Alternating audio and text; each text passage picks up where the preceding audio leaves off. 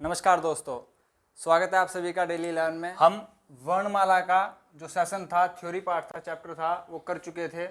अगर आपको उसको देखना है तो उसका लिंक डिस्क्रिप्शन में नीचे मिल जाएगा। आज हम प्रैक्टिस करते हैं कि हमने कितना सीखा। हमारा पहला क्वेश्चन, भाषा की सबसे छोटी इकाई कौन सी है? ऑप्शन आपके पास शब्द, व्यंजन, स्वर या फिर वर्ण। यहाँ पर हमारा करेक्ट आंसर होगा भाषा की सबसे छोटी इकाई होती है वर्ण। नेक्स्ट क्वेश्चन, शब्द समूह वर्णमाला कहते हैं। शब्द समूह को, वर्णों के संकलन को, वर्णों के व्यवस्थित समूह को। यहाँ पर करेक्ट आंसर होगा सी। थर्ड पर चलते हैं, कंठ या फिर गले से ध्वनियाँ कौन सी हैं, कौन सी निकलती हैं? करेक्ट आंसर यहाँ पर होगा हमारा ऑप्शन ए क ख, ऑप्शन बी र य, ऑप्शन सी च न। करेक्ट आंसर होगा कंठ से आपको सेंस निकल रहा है क ख। अगर और बताऊं, ग घ ड, ड पर यहाँ पर बिंदु होगा। मूर्धन्य से कौन कौन से व्यंजन हैं मूर्धन्य? ऑप्शन ए ग ध, ऑप्शन डी बी डी ड, ऑप्शन डी प फ। करेक्ट आंसर हमारा यहाँ पर होगा मूर्धन्य ड ढ। सभी वर्णों की बात करें तो ट ठ ड ढ न। अगर मैं यहाँ पर बिंदु लगा दूं ड और ढ पर तो ये बन जाते हैं उत्क्षिप्त व्यंजन। उत्क्षिप्त व्यंजन, ये भी क्वेश्चन आ चुका है। बात करते हैं क्वेश्चन नंबर 5, अल्प प्राण वर्ण कौन से होते हैं, कौन से हैं? ऑप्शन ए क ग, ऑप्शन बी थ द, ऑप्शन सी प फ भ। करेक्ट आंसर हमारा यहाँ पर होगा अल्प प्राण, यानी कि किसी भी वर्ग का 1, 3 तथा 5वां अक्षर। याद करने की मैंने आपको ट्रिक बताई थी अल्प प्राण की 135।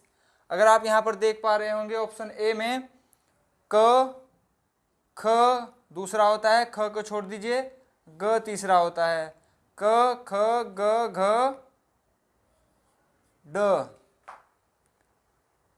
हाँ जी, ये होंगे अल्प प्राण, प्रथम तृतीय पंचम अक्षर। तो करेक्ट आंसर होगा ऑप्शन ए। आगे बढ़ते हैं, क्वेश्चन नंबर 6 था हमारा, नासिक के व्यंजन कौन से हैं? ऑप्शन ए स, ऑप्शन बी न, ऑप्शन सी ग। यहाँ पर हमारा करेक्ट आंसर होगा ऑप्शन बी। नासिक के व्यंजन हर वर्ग का पंचम अक्षर होता है। ये बात हम लेक्चर में कर चुके हैं, आप देख लीजिएगा, जो डिस्क्रिप्शन में आपको लिंक मिलेगा। ए और बड़ी ए वर्ण कौन से वर्ण कहलाते हैं? नासिक के, मूर्धन्य, कंठ तालव। करेक्ट आंसर होगा यहाँ पर ऑप्शन सी कंठ तालव। कंठ प्लस तालव जो दोनों के उच्चारण स्थान से बोले जाते हैं। अयोगवाह वर्ण कौन है? अयोगवाह वर्ण पूछा गया है आपसे। ऑप्शन ए अंग अह, ऑप्शन बी छोटा ऊ बड़ा ऊ, ऑप्शन सी छोटी ई बड़ी ई। करेक्ट आंसर हमारा यहाँ पर होगा ऑप्शन ए अंग अह। क्वेश्चन नंबर 9, किस शब्द में द्वितीय व्यंजन है? कीवर्ड होगा द्वितीय व्यंजन, यानी कि जहां पर 2 वर्ड रिपीट हो रहे होंगे। देखने से ही पता चल रहा है, ऑप्शन बी करेक्ट होगा दिल्ली, इसमें ल 2 बार आया है। नेक्स्ट चलते हैं, क्वेश्चन नंबर 10 हमारा, स स स तीनों प्रकार के स प्लस ह कौन से व्यंजन है आपसे पूछा गया है। करेक्ट आंसर स्पर्शी, ऑप्शन बी संघर्षी, ऑप्शन सी प्रकर्मी। करेक्ट आंसर हम बात कर रहे थे, ऑप्शन बी इज करेक्ट संघर्षी। तीनों प्रकार के स प्लस ह होते हैं संघर्षी व्यंजन। चलते हैं क्वेश्चन नंबर 11 की ओर। क्वेश्चन नंबर 11 हमारा, नवीन विकसित ध्वनियाँ कौन सी हैं? आपको बताना है नवीन विकसित ध्वनियाँ। तो ऑप्शन ए ख और ग, ऑप्शन बी छोटा ऊ बड़ा ऊ, ऑप्शन सी स और स। बात करें ऑप्शन ए की तो ख और ग के बीच में बिंदु है, आप यहाँ पर देख पा रहे होंगे। करेक्ट आंसर यही हमारा होगा। क्वेश्चन नंबर 12, घोष वर्ण कौन सा है?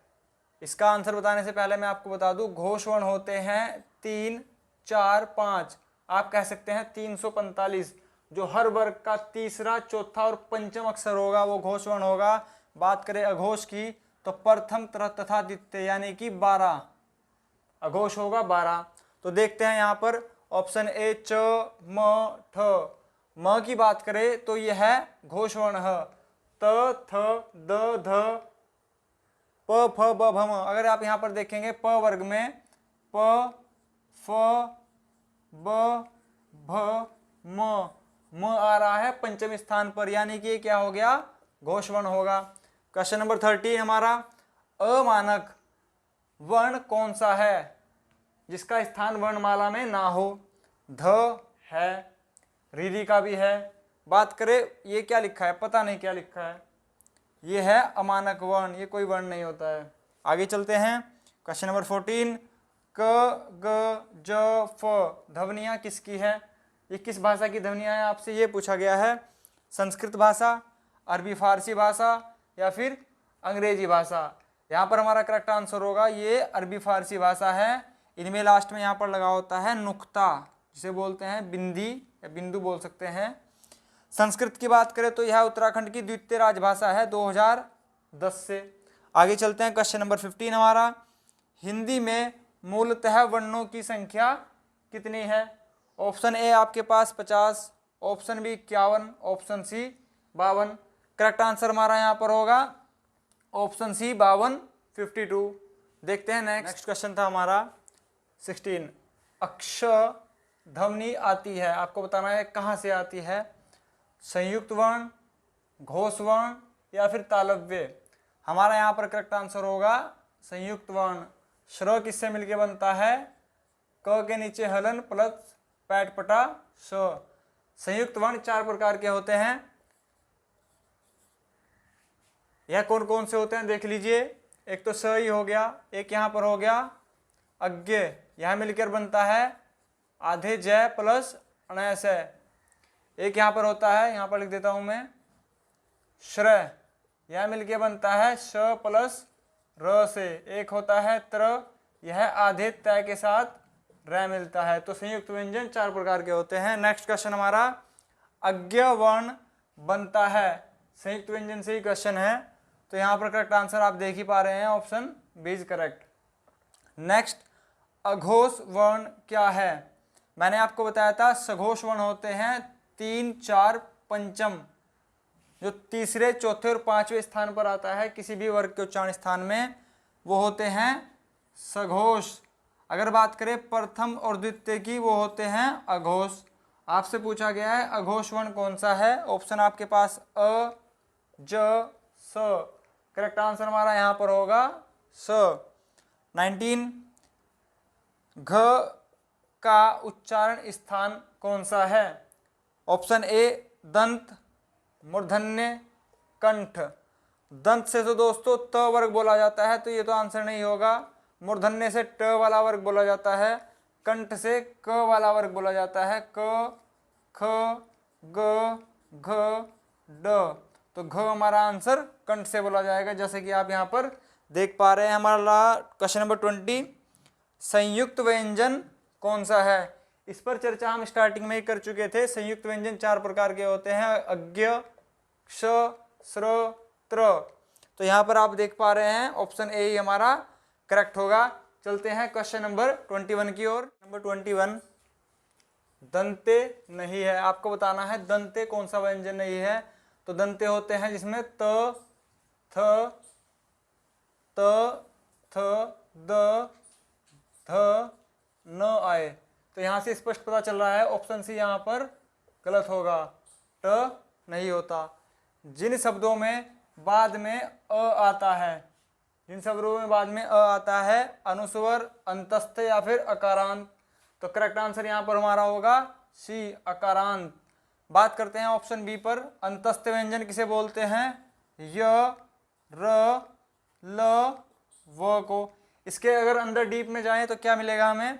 र का बोलते हैं लुंठित व्यंजन, ल का बोलते हैं पार्श्विक व्यंजन। पूछे जा चुके हैं सभी क्वेश्चन। नेक्स्ट, स्वरों की कुल संख्या कितनी होती है? Option A 10, option B 11, option C 13। Correct answer आप सभी को पता है, स्वरों की कुल संख्या 13 होती है। अगर बात करें वर्णमाला में कितने वर्ण होते हैं, अंग्रेजी की बात करते हैं, इंग्लिश में होते हैं 26। हिंदी में कितने होंगे, इसके डबल कर दीजिए, हिंदी में होंगे 26 का डबल होगा 52। ठीक है फ्रेंड्स, होप आपको पसंद आया होगा। स्वर नहीं है, आपको बताना है स्वर कौन सा नहीं है। अ एक स्वर होता है, सही है। उ भी एक स्वर होता है, सही है। ऑप्शन सी यहाँ पर गलत होगा, न कोई भी स्वर नहीं होता। ट वर्ग नहीं है, आपको बताना है ट वर्ग में कौन सा वर्ण नहीं आता है। तो ट में घ वर्ण नहीं आता है, ट में आता है ट, ठ, ड, ढ, न। चलते हैं नेक्स्ट क्वेश्चन की ओर। Question number 26। क्वेश्चन नंबर 26 हमारा व्यंजनों की संख्या है। तो करेक्ट आंसर यहाँ पर ऑप्शन ए आपके पास 32, option B 33, option C 36। Correct answer हमारा यहाँ पर होगा ऑप्शन बी 33, 33 व्यंजनों की संख्या होती है। चलते हैं आगे 27 की ओर। कौन पश्च स्वर है? ऑप्शन ए आ, ऑप्शन बी ई, ऑप्शन सी ज। करेक्ट आंसर यहाँ पर होगा आ। नेक्स्ट बढ़ते हैं 28। छ ध्वनि का उच्चारण स्थान बताना है। छ ध्वनि कीवर्ड होगा दंत, वर्तस्य या फिर तालव्य। करेक्ट आंसर हमारा यहाँ पर होगा तालव्य। तालव्य होता है मुंह की छत का पिछला भाग। चलते हैं आगे 29। दंत प्लस ओष्ठ यानी कि दंतोष्ठ, जो दांत और होठ दोनों का प्रयोग हो जिनके उच्चारण में, वह व्यंजन कौन से हैं? र, ल, व। करेक्ट आंसर होगा व। चलते हैं नेक्स्ट। दंतमूल या फिर वर्तस्य, दंतमूल या फिर वर्तस्य कौन से व्यंजन हैं? ऑप्शन ए आपके पास क ख, ऑप्शन बी र ल, ऑप्शन सी छोटी ए और बड़ी ए। करेक्ट आंसर हमारा यहाँ पर होगा र ल। र ल की बात करें, र को बोलते हैं हम लुंठित व्यंजन, ल को बोलते हैं हम पार्श्विक व्यंजन। ये इंपॉर्टेंट क्वेश्चन है। ऑप्शन सी की ओर बढ़े तो यहाँ पर लिखा है छोटी ए और बड़ी ए, इनको बोला जाता है कंठ तालु। कंठ प्लस तालव्य से इनका उच्चारण स्थान होता है। चलते हैं नेक्स्ट क्वेश्चन की ओर। नेक्स्ट क्वेश्चन हमारा दोस्तों 31। अनुनासिक व्यंजन कौन से होते हैं? कीवर्ड है अनुनासिक। प्रथम अक्षर, द्वितीय अक्षर या फिर पंचम अक्षर। मैंने आपको थ्योरी पार्ट में बताया था जब ये लेक्चर चल रहा था वर्णमाला का, जिसका लिंक डिस्क्रिप्शन में दे दिया गया है। अनुनासिक वर्ण होते हैं पंचमा अक्षर, हर वर्ग का 5वां अक्षर। नेक्स्ट 32। अनुनासिक का संबंध होता है। ऑप्शन ए नाक से, ऑप्शन बी मुंह से, ऑप्शन सी नाक व मुंह दोनों से। जी सही, ऑप्शन सी यहाँ पर करेक्ट होगा। अनुनासिक का संबंध होता है नाक तथा मुंह दोनों ही से होता है। आगे बढ़ते हैं। भाषा निर्माण की इकाइयों का क्रम बताइए। भाषा का निर्माण इकाइयों का आपसे क्रम पूछा गया है। ऑप्शन आपके पास उपलब्ध है शब्द, ध्वनि, वाक्य, पद। क्या ये सही है? नहीं दोस्तों, गलत।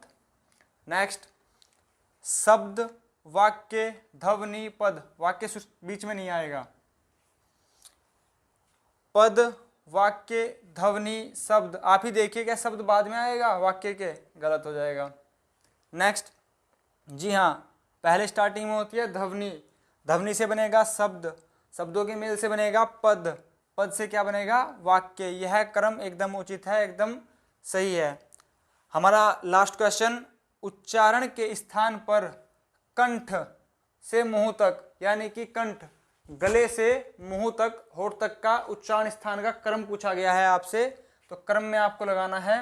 देखते हैं फर्स्ट, कंठ, स्टार्टिंग में कंठ से स्टार्ट करना है और एंड कहाँ पर होगा? ओठ से। सही है। बीच का देख लेते हैं। कंठ के बाद आता है तालव्य, यानी कि मुंह की छत का ऊपर का पिछला भाग।